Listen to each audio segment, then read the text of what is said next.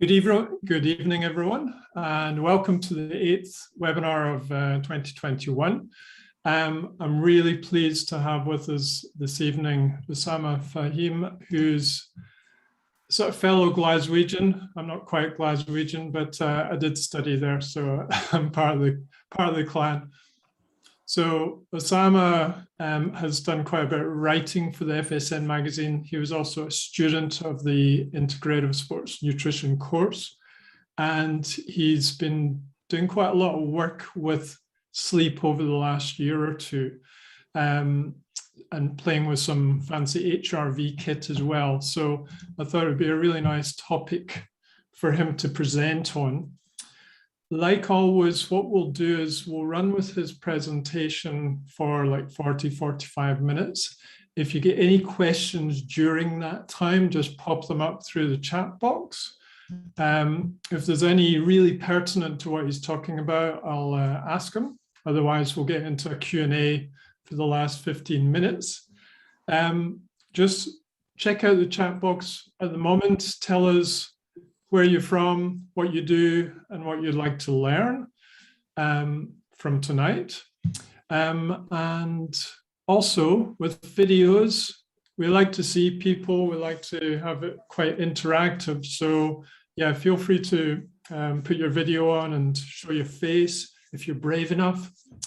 And I think the last thing to say before I hand over is Usamah is right now in the beautiful Isle of Skye, which is a cracking location with good whiskey, but his internet's not the greatest. So I've screen shared just to take the load off his internet. If he drops out, he's going to try and quickly come back on, and I'll just start fielding some questions during that time. Okay, right, over to you, Usamah. Thank you for that lovely introduction, Ian. So yeah, because of the Wi-Fi issues, I will be saying next please to Ian, so please disregard that. But just to get started then, Ian, next please.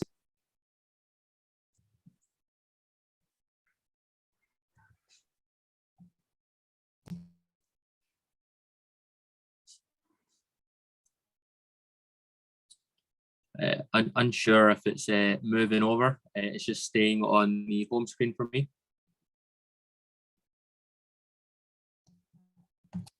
Can anyone see the sleep cycle? Or is it doing as it did before? Yeah, sticking. Okay, it did that last time. Okay, let me just stop the share and start again.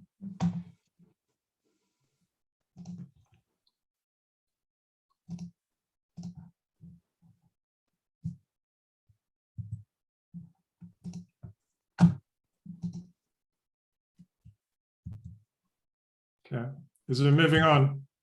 That says no. Okay, cool.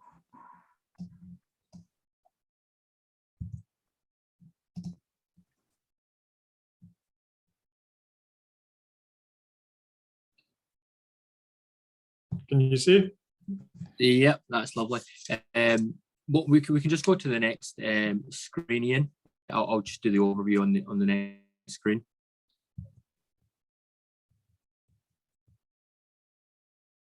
Okay, the next slide. Yeah, sorry, the next slide, please. Okay, there you go. Lovely. Yeah, so just to get started, I think a very foundational principle to understand is the actual sleep architecture. So by architecture, what I mean there is just how the different stages of sleep and what's actually happening to our bodies when we are sleeping. Historically, or probably still to this day, if you were to go out onto the street and ask a layperson how many hours of sleep should I be getting, you're probably going to get told 8 hours. And unfortunately, that's quite an arbitrary number. And it's where that number came from interests me a little bit as well. And I spent quite a lot of time researching to find the original origins. And as far back as I went was apparently in the 90s, there was a psychiatrist, Thomas Ware, if I'm correct. He basically done an experiment in which a group of people were plunged into darkness for 14 hours, every day for a month. After a bit of time where the body had regulated, I think it was the 4th week, the subjects had finally settled into a normal sleeping pattern in this darkness. And what they found was that they slept for 4 hours, they then woke, had a 1 to 2 hour break, and fell asleep for another 4 hours. This is where that 8 hours actually came from back in the 90s. So we're now at a position where we know that 8 hours isn't exactly gospel, and sleep is very individual. There's 2 different groups within the sleep stages. You've got your non-REM, which is non-rapid eye movement. That's your stages 1 to 4. And then you go into stage 5, which is your REM sleep. By understanding these stages at this stage, it helps us later down the line when we're looking at how to boost athletic performance or sleep efficiency. Stage 1 is basically just a transitional phase. This is the point where you lie down, you close your eyes, and you're about to drift off to sleep. You're still very much aware that you are awake. Your breathing starts to slow, and you'll be drifting in and out of consciousness. From this period, you would move into stages 1 and 2, where we spend the majority of our nights. Roughly, we should be spending 40 to 50% of our night in light sleep, which is stages 1 and 2. In terms of characteristics of what's happening in the body here, breathing and heart rate begins to slow. And again, if we're using any sleep tracking data, as we'll go on to speak about later, such as an Oura Ring or some sort of HRV kit, you'll be able to see the change in physiology here. Arguably the most important stage of sleep is your deep sleep. This is your stage 3 and 4. This is also termed slow wave sleep, especially for the athlete. As we'll go on to see, it becomes very important that we get enough deep sleep. On average, we should be aiming for 15 to 20%. However, in terms of our 24-hour lifestyles, bombarded with technology, unfortunately, deep sleep it takes the biggest hit, and the majority of the population are sitting close to 5 to 10% of a given night in deep sleep. One of the main reasons this becomes very important when we're talking about the athletes is the body releases the majority of its HGH, its human growth hormone, for the muscle growth and repair. There's the immune system in itself is strengthened, and there's new studies to suggest that the lymphatic clearance in the brain is at its highest during deep sleep. And in the final stage of sleep, there's stage 5 sleep, REM sleep, rapid eye movement, is the restoration of the brain and your mental capacity. So brain revitalization. This is also the stage where dreaming occurs and protein synthesis peaks. We tend to spend roughly 10 to 15% in REM. I'd like to bring your attention to that little graph at the right of the screen right now. We won't spend too much time on this right now. That's actually my Oura Ring data from the night before. Thankfully, I had a good night of sleep to showcase. But what I'd like to showcase on this display is that the REM sleep, sorry, not the REM, the deep sleep is in the first third of the night. That becomes very important when we're looking at sleep efficiency and recovery for the next day. Because deep sleep is such a slow wave state, if we have a deep sleep later into the night, closer to the point that you're going to wake up, you're going to suffer from feeling lethargic and having low energy in the morning. And again, this comes into sleep efficiency. The last thing I'll say on the sleep cycle here is each stage is seen as a gear. Think of a manual gearbox in a car. The gear shift to shift through these gears efficiently is melatonin. So if we suppress melatonin through behavioral traits, diet, it makes it a lot harder to shift through these stages. Again, we'll see that as we go on through the slides. Next slide, please.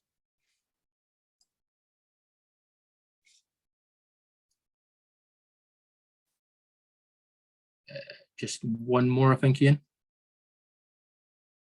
Lovely.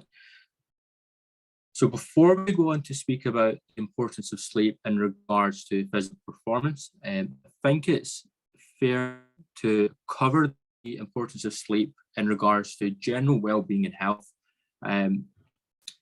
And before we look at that data there, I'd like to read out a quote that stuck with me in a book, Why We Sleep by Matthew Walker. And it reads, "Amazing breakthrough. Scientists have discovered a revolutionary new treatment that makes you live longer. It enhances your memory and makes you more creative. It makes you look more attractive. It keeps you slim and lowers food cravings.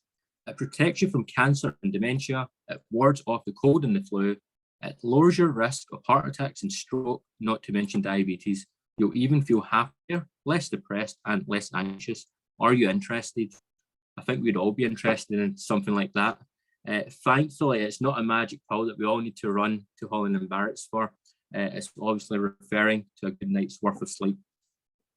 For both athletes and non-athletes, sleep is definitely essential for almost every disease state in the body. And that study displayed on the screen there by the Centre of Disease Control and Prevention perfectly encapsulates the fact that short sleep, and over there they've put short sleep as anything below 7 hours, increases the risk of almost all cases of health abnormalities, whether that be cardiovascular, psychological, metabolic. Low sleep increases your risk. Next slide, please.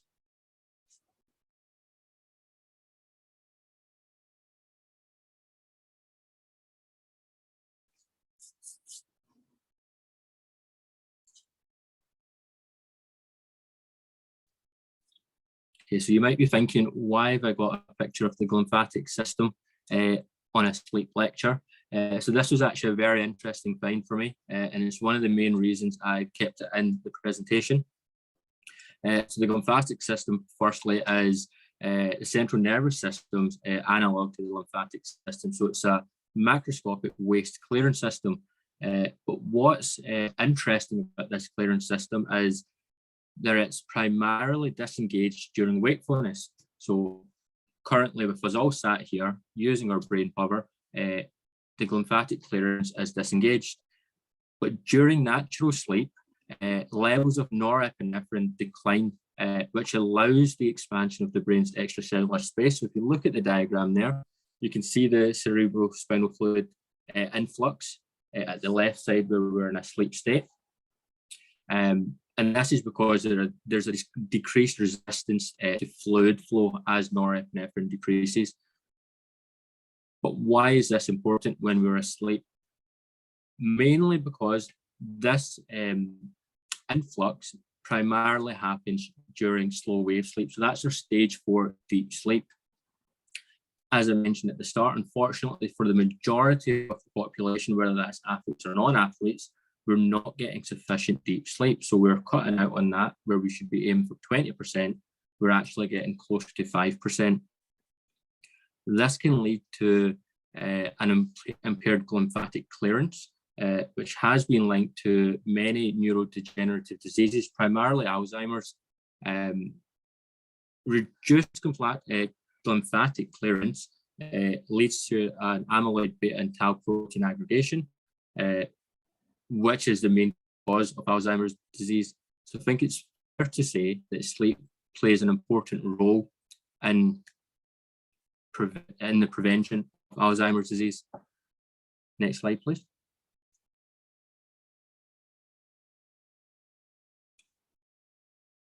Okay, so I think that's enough. I just wanted to emphasize the fact that sleep is important in terms of general health and well-being, which I think everyone would have known, but it's always nice to reiterate that. Moving on to the impact of sleep deprivation in athletes and athletic performance now, which is quite an interesting section. So next slide, please. Okay, so this study by Tahiri and Arabameri looked at the impact of sleep deprivation on reaction time in the morning after a single night of sleep deprivation. They looked at 18 male college athletes that were studied in 2 different groups. They were also measured for peak power, as well as mean power and reaction time.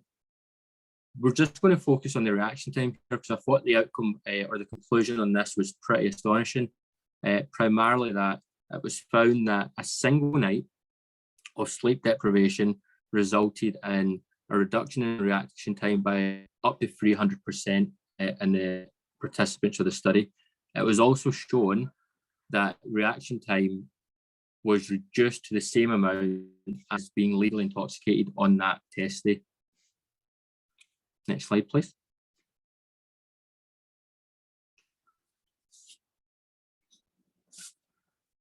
So another study by Rayner et al. Looked at accuracy and speed. This was really interesting primarily because they also included in the study sleep deprivation with a stimulant. So in this case, they had used a caffeinated drink. Looking at the graph there, you can see you've got your normal group, restricted sleep with caffeine and restricted with no caffeine. And it appears that in both studies, whether that was restricted with or without caffeine, there was on average a third decrease in serving performance, both in men and women across the board. It's very interesting to see that the fact that caffeine, a stimulant, there is generally seen as an ergogenic aid for concentration and alertness, didn't have an impact in this case. The study did conclude that the caffeine dose was that of a normal coffee, roughly around 80 milligrams. Potentially with a higher dose, these negative impacts could be alleviated. Next slide, please. So without boring you with slides on slides of studies looking at the impact of sleep on performance, I thought I'd leave a list here of the main impacts on performance related to sleep deprivation. There's a reference list if you want to go in and look at each of these individual studies. And I think it's very important to understand that even a single night's worth of sleep deprivation before an athletic event can increase injury or reduce your immune system, causing you to catch a common cold or other diseases a lot more easily. Next slide, please.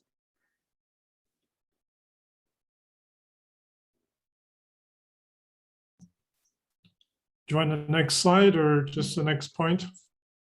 I think there's 4 points. She's dropped to the 4th point, I think. Yeah, that's it. I will mention at this point as well, actually, it's quite, we've talked about sleep deprivation. However, there was a study done by the Norwegian Chess Association that looked at chess players and whether there were specific stages of sleep that impacted performance more than others. And the answer was yes, it was primarily deep sleep. So from all the players studied, those that improved their chess rankings the most were seen to have a higher rate of deep sleep and a lower rate of the REM sleep. Next slide, please. Next slide.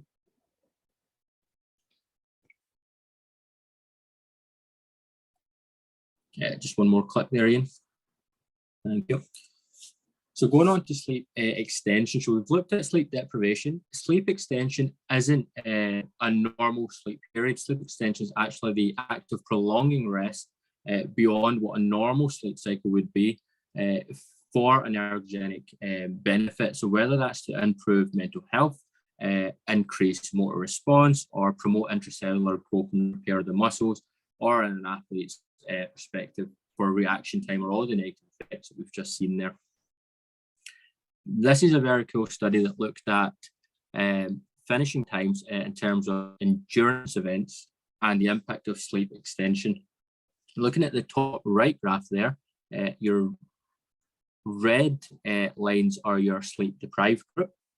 Your black lines are the sleep, the normal sleep group, and the green lines are your sleep extension. Across the board, I was seeing that the group that had roughly 90 minutes of sleep extension, which is quite interesting that it's 90 minutes. One full cycle of sleep is roughly a 90-minute cycle. Compared to the normal sleep group, showed a 3% improvement in performance. The opposite was seen when the groups were sleep deprived. There was a 3% reduction. There's quite a lot of studies out there looking at the impact of sleep extension. Another one done by Stanford Uni on the men's basketball team had the players sleep for 10 hours, so an extension of 3 hours past their normal sleep routine, and they also found several positive outcomes. The players ran faster in both half-court and full-court sprints. Their shooting improved by at least 9% on average, and for both free throws and three-point shots, the athletes also reported improved physical and mental well-being markers after the game due to the sleep extension. Next slide, please.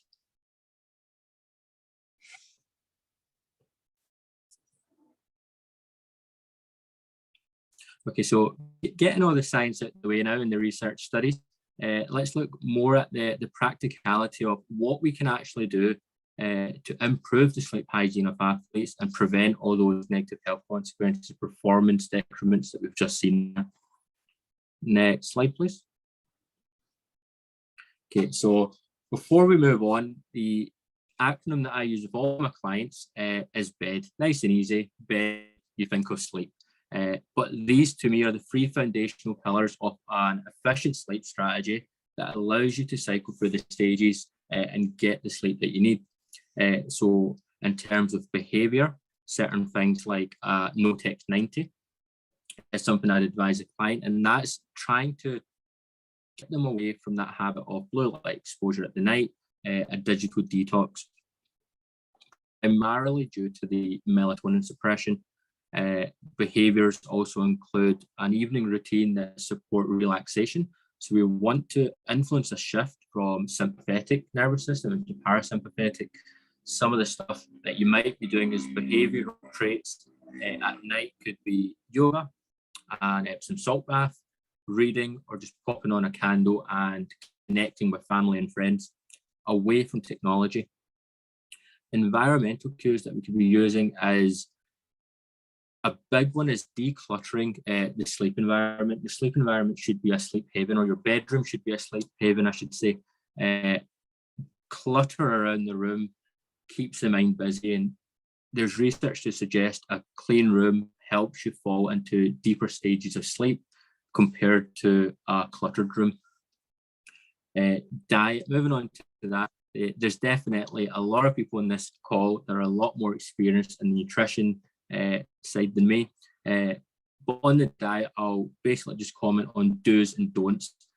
So to promote deep sleep, you want to stay away from alcohol within the last 3 hours on the run up to sleep, spicy foods, caffeine, sugar, basically anything that's going to give your digestion a lot more work. You want to keep the blood out of the digestive tract and allow the body to go into a state of parasympathetic rest and relaxation.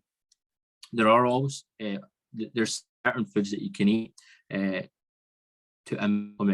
support melatonin secretion and increase your likelihood of falling into deep sleep. But we'll go through more of a structured strategy on the next slide. Next slide, please. So how to build a sleep strategy. So this is the overview I would use with any clients. Also might use something different. For this for me has worked very well, sitting face to face, one-on-one with a client. I would always start with some form of data. I've personally got experience with Aura rings, which I've actually got on right now. That's all sleep trainer. First beat analysis, which I've just started using with clients, but also something as simple as a sleep diary to give to the clients. And we'll see one of my sleep diaries as we move through the screens. Once I've got that data collection, it's making sure that there's routine in place. And by routine, I mean that there's a morning and evening routine that's focused on getting the body prepared for a good night of sleep, or in the next morning, we'll see that a good night of sleep actually starts the day before.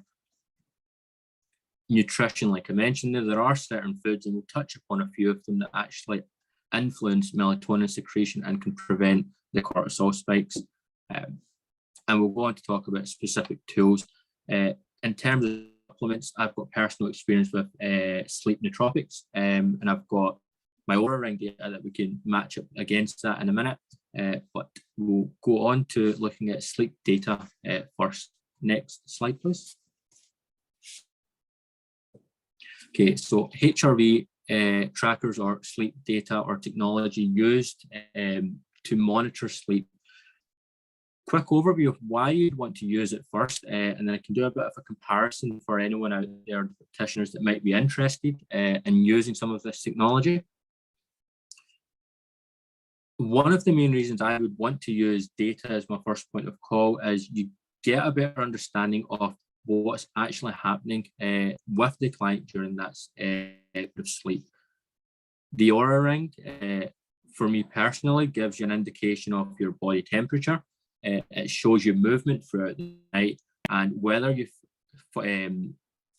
moved through the different stages of sleep. By looking at data, we can see exactly where we need to focus our attention. If we looked at data and found out that, well, actually this client is getting all of his stage 4 sleep in the last half of the night, well, maybe something's going on in the hours before he falls asleep that's keeping him awake. The lifestyle assessment by First Beat is actually very beneficial as well. And that gives you, it's over 3 days, and that gives you an indication of your stress markers, how often you were in sympathetic or parasympathetic nervous system, and how well and restorative your sleep was. Personally, if I was to recommend one of the two, if it was for an individual device for yourself to sleep train yourself and better understand your own body, I would recommend an Oura Ring. It's great, it's got sleep training, guided breathing, but the data itself gives you a lot of indication of what's happening in your body. If it's more from the practitioner side, where you've got clients that you're trying to coach to better understand their body and sleep better, then the First Beat analysis gives you a lot more information in terms of what you can share a client and train them with. Next slide, please.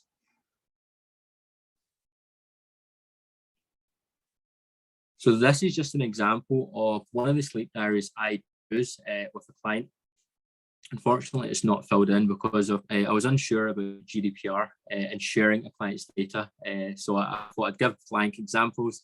And we won't stop too long on this slide. I'm cautious about the time. But it's another great tool to use.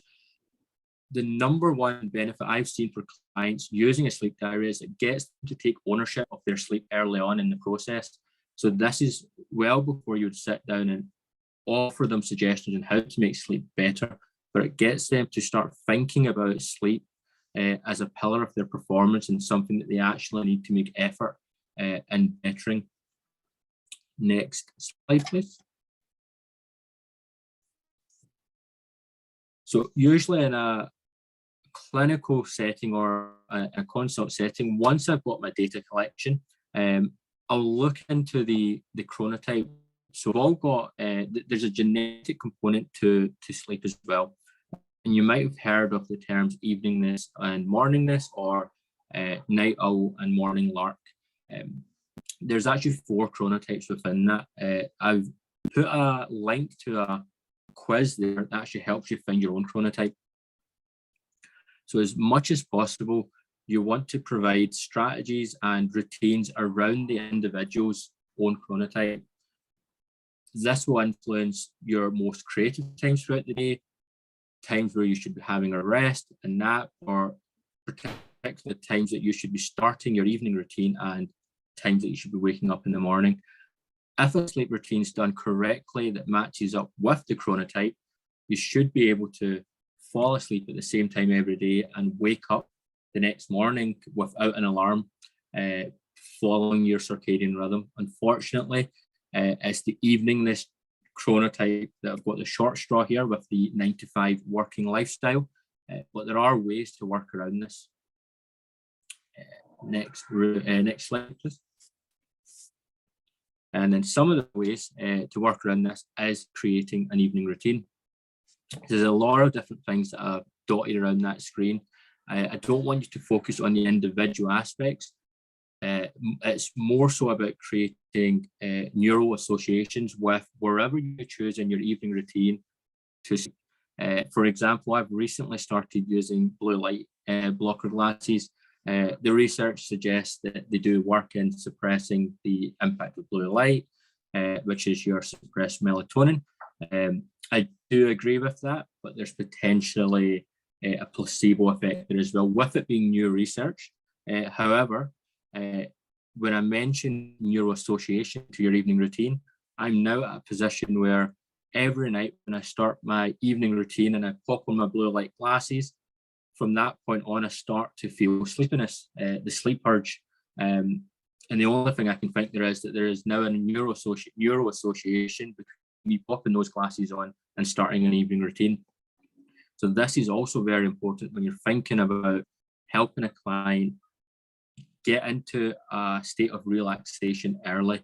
That evening routine should be focused on pushing that sympathetic nervous system into parasympathetic, rest and digest. It should be all about relaxation, but it shouldn't overwhelm them either.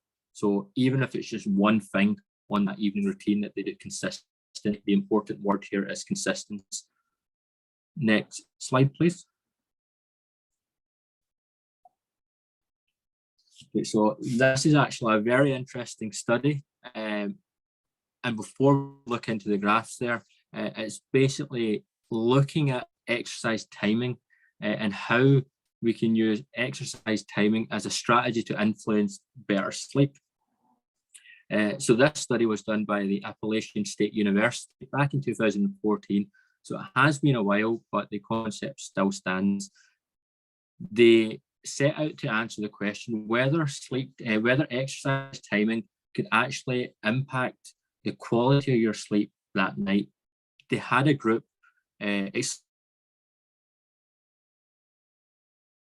PM, and the results were pretty conclusive that the 7 a.m. group had a lot more time spent in deep sleep as well as REM.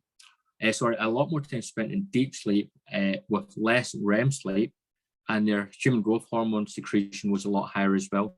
A very interesting find in this paper was that there's on average, a 25% greater drop in blood pressure. And the reason that's interesting is that shows a clear indication that the body is shifting from sympathetic into more of a parasympathetic rest and digest. The study did conclude with morning exercise isn't suited for everyone, but to get these benefits, all you need to do is a minimum of 5 minutes first thing in the morning.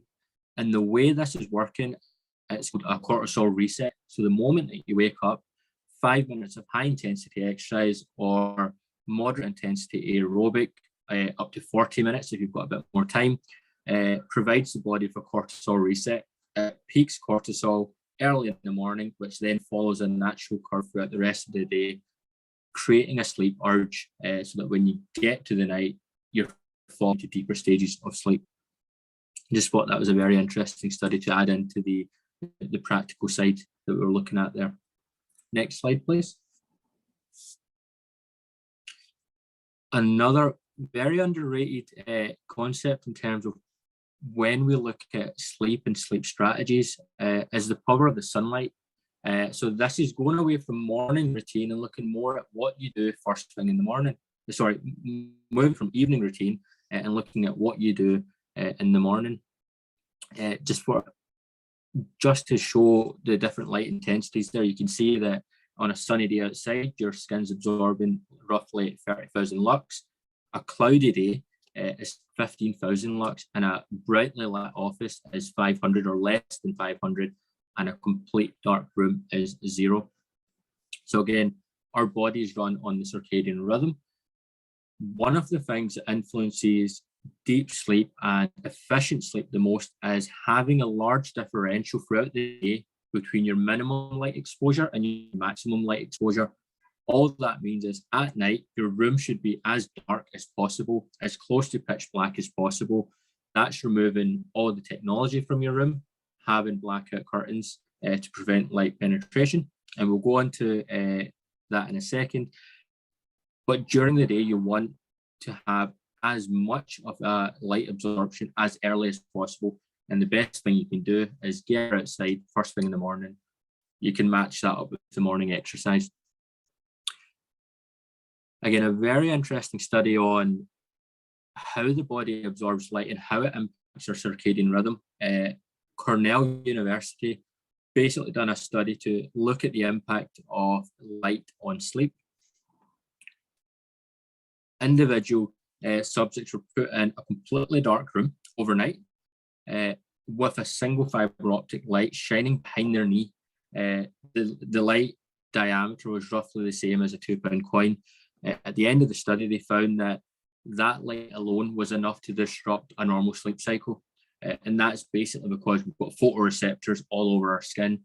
That light was sending signals to the brain, trying to figure out what time of day it was, causing the cortisol spike and preventing deep sleep. So just to emphasize, it's very important to have that dark room environment or that sleep haven or as close to possible as you can. Next slide, please. Okay, so we talked about nutrition, and there are a number of things or a number of products and food-based supplements and minerals that you can use to influence sleep. I've popped up two there, primarily the cherry juice or tart cherry juice. To be specific, there's a lot of studies that suggest that tart cherry juice helps you fall into a state of deep sleep. It promotes a normal circadian rhythm and healthy sleep. Top left there, we've got malted milk. That's very much similar to the tart cherry juice. However, just on the next slide there, I'll go on to talking about diet. Next slide, please. Yeah, so for me, the bigger picture is, yes, there are these individual food groups that you can use to influence sleep or support melatonin. However, we shouldn't be reliant on these individual things. They should be used more. They should be kept in the toolbox of tricks that we have for our sleep, and only used when you know that you're either going to have a period of sleep deprivation and you need to be more efficient and get into deep sleep earlier. It shouldn't be used on a regular basis. We should look at the bigger picture in that if we're focusing on sleep health and hygiene, we should already be focusing on our nutritional health and having a balanced diet to go with that. Next slide, please.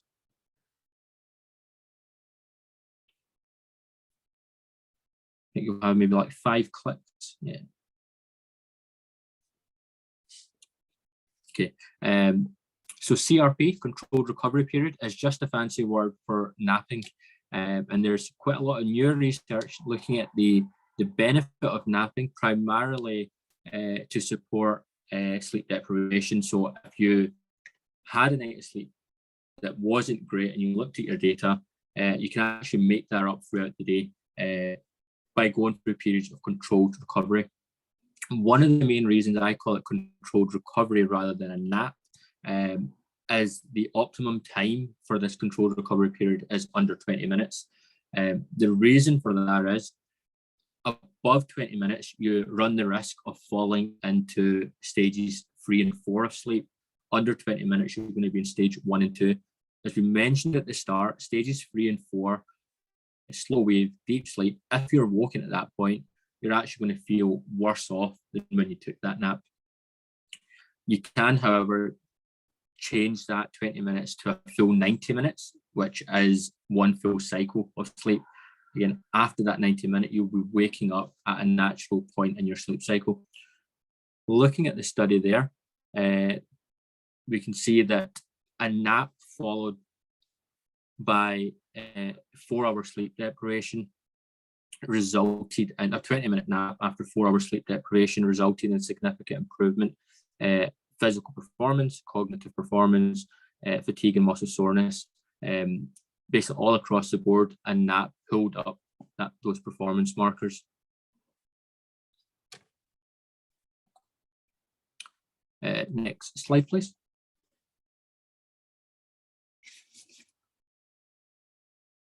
Next slide, please.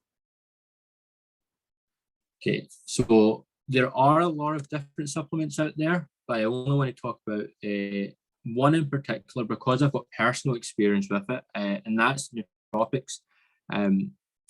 So nootropics usually related to supplements that help neurocapacity or feelings of awakeness during the morning. And it's just herbal components put into a pill. The one I personally use is in a picture down there, is Motion Nutrition by Unplugged. I've actually got it here because hotels always ruin my sleep a little bit. But again, this is something I would only ever use if I know that I'm going to struggle to get a good night of sleep. The one point I'd like to make here on the two graphs there from my Oura Ring data, you can see that on the right one, that was a total night of sleep of 4 hours and 42 minutes. So if anyone else saw this thinking that you should be getting 8 hours of sleep, you're going to think I had very poor sleep that night. Looking further into the data there, you can see that my deep sleep was actually 34% of that night, which equated to about 1 hour and 36 minutes. That's the same amount of duration I usually get when I'm sleeping for 8 to 9 hours without the supplement. That night, I can't remember whatever was happening. I've known I was going to get poor night's sleep, and I've taken one of these nootropics, which overall duration has been low, but I've got enough sufficient deep sleep, meaning that the next morning, I'm still going to be fully restored and I'll be able to get on with my day. I'm not saying that this is good long-term, but there are these little tools that we can use primarily for athletes that might be traveling for training or have evening training sessions where they just can't having not enough sleep. Then you've got these additional tools that you can use. And I think that says bang on the 45 minutes.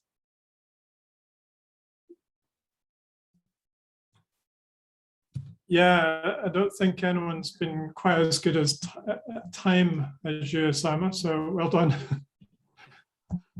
Right, so guys, we've got plenty of time to discuss. I think sleep's quite a practical subject, so please fire through questions, and we can get into a nice discussion.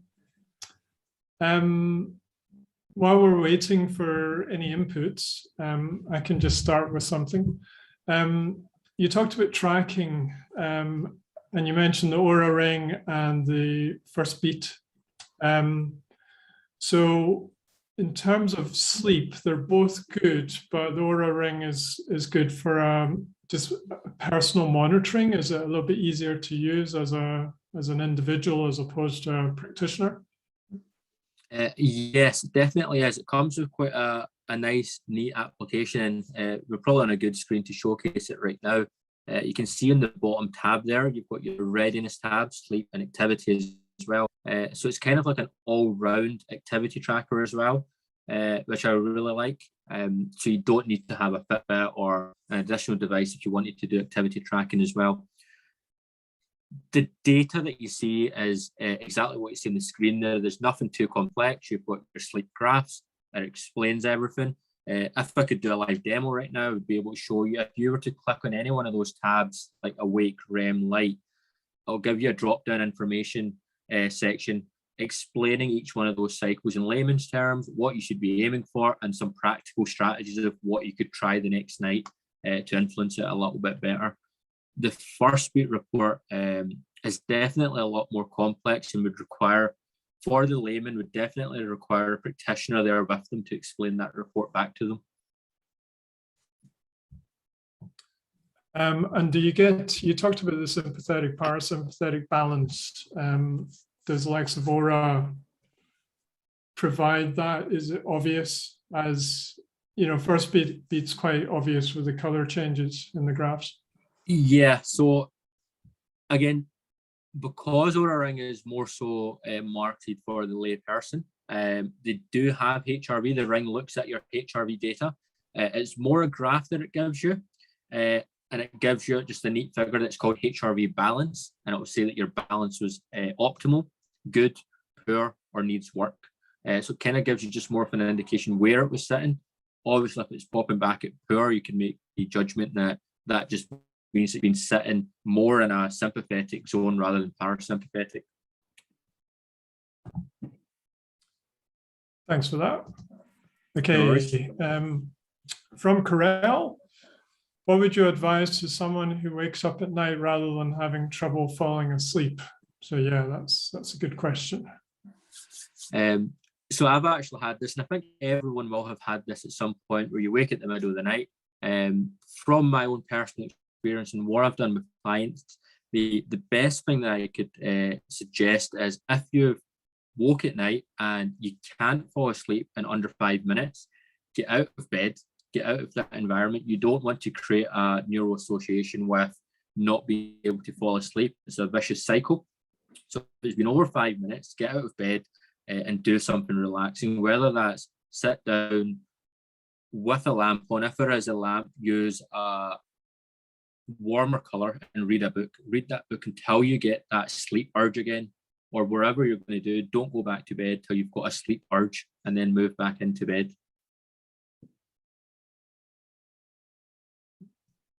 That's a good tip.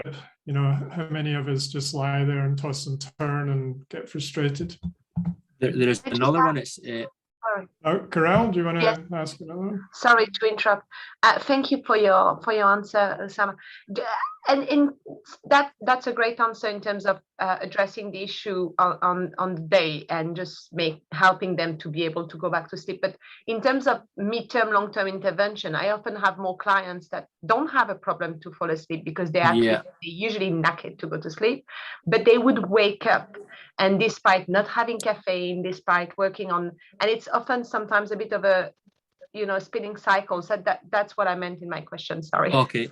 So there is actually quite a lot of research. I think that's quite a common issue, actually. And the research that I looked into was people that have this extreme urge to sleep, but then wake up through the night, are potentially already in a sleep-deprived state. But during wakefulness, our adenosine increases throughout the day. So our adenosine is basically sleep pressure. The more adenosine that we have, there's a higher urge to sleep. But if you're in a state where you've not had efficient sleep, your urge to sleep will be high, but you won't fall into the stages of deep sleep. So adenosine clears out in light sleep, so stage 1 and 2. So they might be going to sleep, and stage 1 and 2 sleep, adenosine, well, there's adenosine clearance, so the sleep pressure is gone, and that is what could be potentially waking them. So it might be wanting to look into some form of data like this to see what is actually happening in their body. Is their body temperature spiking throughout the night? Is it that they're having late night meals that is causing digestive issues? Are they in pain? But there's a lot of different factors that could be influencing that.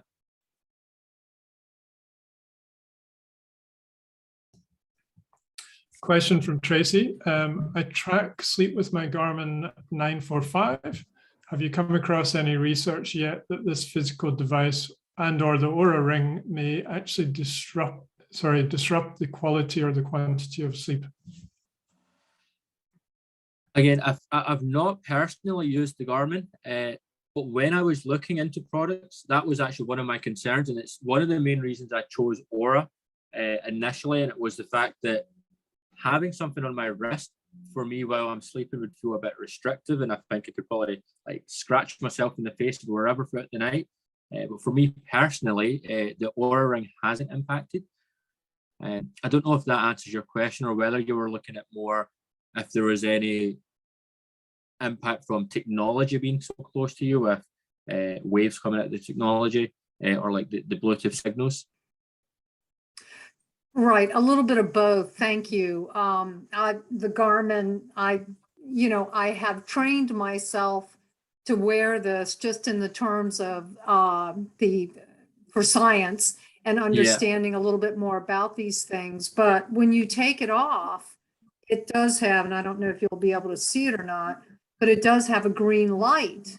Yeah. That will, come on and off. And so I was just kind of curious. This is something that is a little bit of a nuance, but like for me to wear a ring at night would be worse. I take all my jewelry off at night, and that would be uncomfortable to wear a ring, but I can get by with a watch. So it's kind of one of those things in your research. I just wasn't sure if you'd run across something like that. So thank you. I appreciate that. No worries. Yeah, and I think it might just come down to personal preferences. Also, I used the first week lifestyle on myself, and that's 2 electrodes. If you know what the machine looks like, or the device looks like, it's 2 electrodes, upper chest and just below the sternum there. That for me throughout the night was actually quite annoying, and it was over 3 nights. The first night my data was pretty bad, mainly because I was moving around and I wasn't comfortable with something rubbing my chest all night. Right. Okay, thank you. I think that was an interesting, you sort of bedded in there, Tracy, about the light. So, I mean, obviously all these devices give off electromagnetic radiations. So long-term, Usamah, any thoughts on that? I think just based on that one study that I actually mentioned, that a light as small as a £2 coin on the back of the knee disrupted the circadian rhythm. So then I think potentially that there could be an impact with these light sources. The way these work in terms of the watches to get heart rate and stuff, it's through photoreceptors in the skin. So again, that could be pulling us out of a normal circadian rhythm.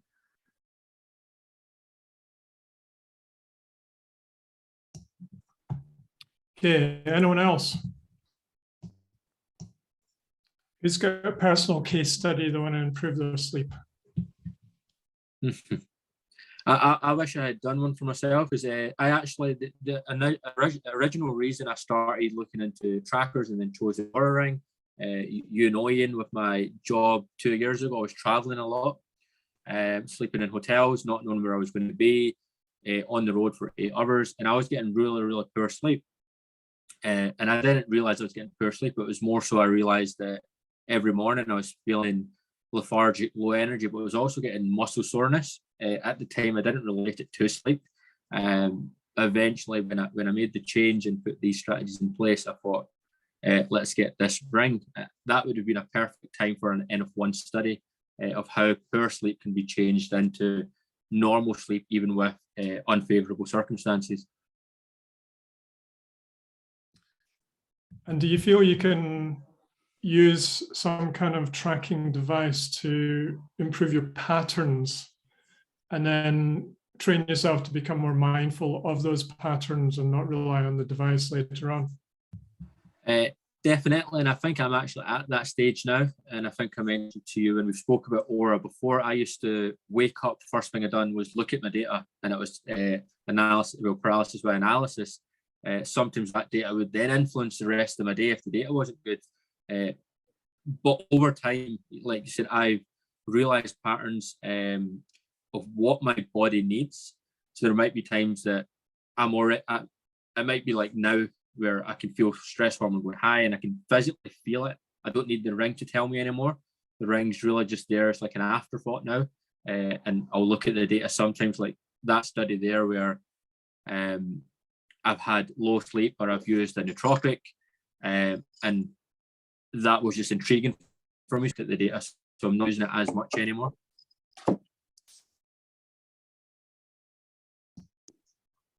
Okay, any last questions, guys? I'm hogging the question space. What's your experience about food timing, like in the evening? You mentioned, you don't want too much in the stomach because it will pull blood flow there.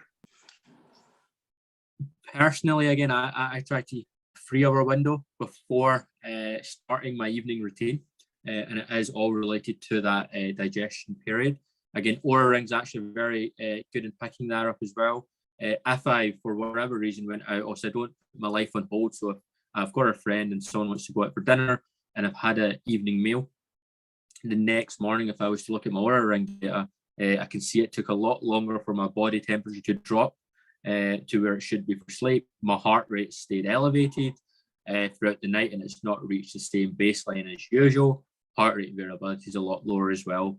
So I think all of these things filter into it, but it's also not to become so precious about not eating late that you ruin other aspects of your life. It's trying to be consistent, but when you do go out and eat late, knowing that it's actually okay to do it once in a while and enjoy that time, because that in itself is his own well-being. Yeah, I think I'd like to reiterate that point you made there, actually, because I've worked with so many clients who have such a very structured or routined life because they're trying to control their health. Yeah. But they might miss out on later meals with family, or the odd glass of wine with a friend, which is off your list for good sleep, but actually might be relaxing for them and help their overall health. So yeah, it's context, as I keep coming back to. Yeah. Okay, Martin, I understand circadian rhythm or melatonin/serotonin cycle is being triggered by the levels of UV light hitting the back of the retina. So the suggestion that it can be affected by light on the skin is new/interesting. I'd be interested in any reference material on this. Did you have that? Did you reference that study you mentioned? That one study that, that put them into darkness with the light, that's referenced on the slides. I'll go through it again at the end of this. I'm pretty sure it should be there. If not, I'll ping it forward. Yeah, thank you. Yeah, I think we're learning new stuff all the time, and the tracking devices are really new in terms of our scientific evolution. We're just learning at a very rapid rate at the moment. I've seen ones that I don't actually know what to do, but it's kind of like the best way to describe it is I forgot his name, but the X-Men that wears a big helmet. It's a device like that you wear overnight, and it's supposed to align your brain waves or support you get into the right brain waves at the right time for certain stages of sleep. But to me, that's going a bit too far.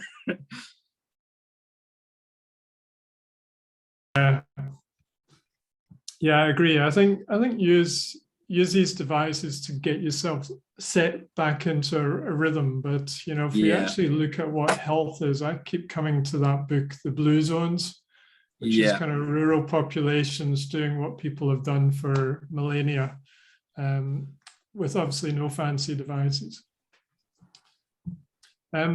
Okay, so I think we can round it off there. I want to give you a big thanks, Usamah. I'm really glad your internet held up, and I thought that was really, really interesting. Thank you. And that's quite a surprise. I'm glad last night, to be as much as I say no blue light, I always love a hotel movie, but my laptop didn't work because of the internet. That's why I got worried about this, but we were all good. Yeah, it'll go down in 1 minute's time, so you don't get your movie tonight. That will just crash again. To be fair, I need to run out and find. This is the issue with traveling. I need to run out and find dinner now as well on the island. Luckily, I think we're still in peak season. I've been on the island before on off season, and the restaurants just aren't open. And it's a case of having like a croissant for dinner or something. That's it. You'll see all the nutritionists pop off the call now. Yeah. I've had a sandwich on the Isle of Arran, so I know your pain. Yeah. All right. Okay, we're going to have a good dinner. And thank you to everyone. Same time, first Wednesday every month. So hopefully you can join us next month. We've got Adam talking about football. Okay. Good night, and thanks for joining. Thank you. All the best.